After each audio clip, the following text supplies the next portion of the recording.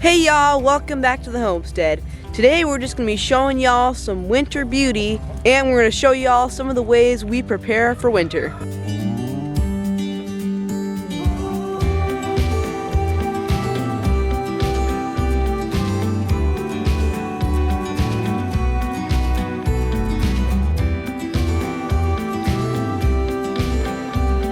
So over the years, we've had quite a bit of different types of animal waters. We've had plastic ones, we've had metal ones.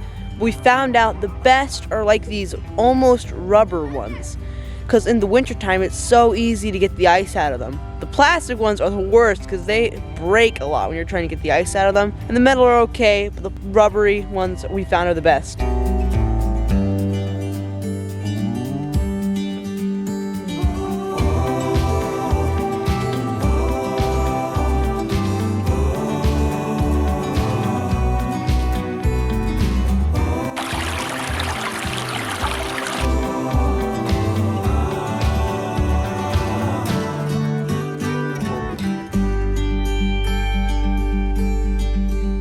Alright, so I just finished my chores. Now I'm going inside for some warm breakfast.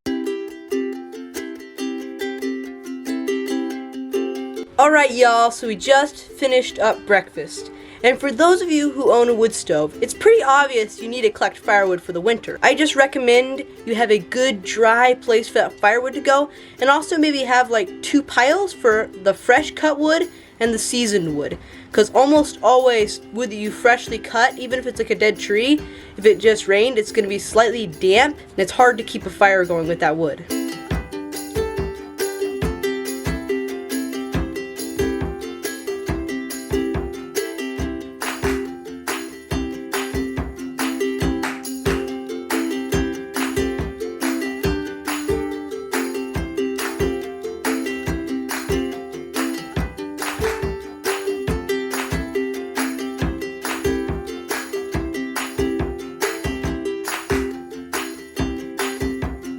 So another thing along the lines of heat is making sure if you do water catchment or have a big tank that provides the water for your house, to make sure that they are heated. Actually, right here is our main tank, and we even put a bunch of insulation on it, but it still did not keep it from freezing. So now we actually have it hooked up to a masonry rocket mast. That's why it's covered in stucco here. So rocket mast will heat up and basically heat all this up to keep the water tank warm. Man, you just have lots of stuff to say, don't you? Yeah.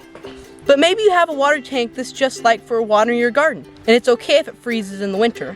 But when ice expands, it often will break the tank. So how we prevent this is, as you can see here, this is a little water catchment system off our compost bins. And this hose feeds in here so the water can go into the tank. We actually just leave it open right here so it gives a spot for the pressure to release.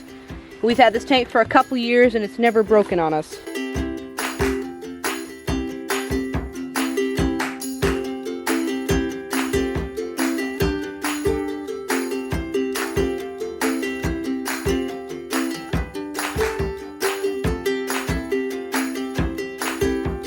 And something that's also quite important, particularly if you own a lot of animals, is making sure you have a good spot for all of your animal feed in the winter. Because most animals need more feed in the winter than they do in the summer. Because like our chickens are getting bugs in the summertime, but not in the winter. Obviously cows need a lot more feed in the winter time. So I recommend just making sure you have a pretty good sized dry spot to put all your animal food.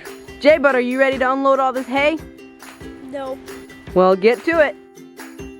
Alright y'all, and the last thing for today is just to cover your plants in your garden, whether it be putting them in a greenhouse or putting them in low tunnels, because you can still be getting greens in the winter if they're in a greenhouse or a low tunnel.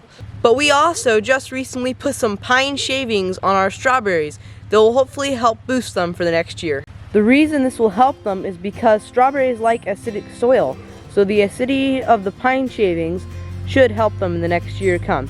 And also it just gives them a little blanket to keep them a little bit warmer. Plus it'll keep out some of the weeds. Well, that's about all we got for you today. Thanks for watching. We pray blessings over you and yours, and whatever you do, do it with your whole heart. Jayba, did you finish unloading the hay? Yep, it only took me all night.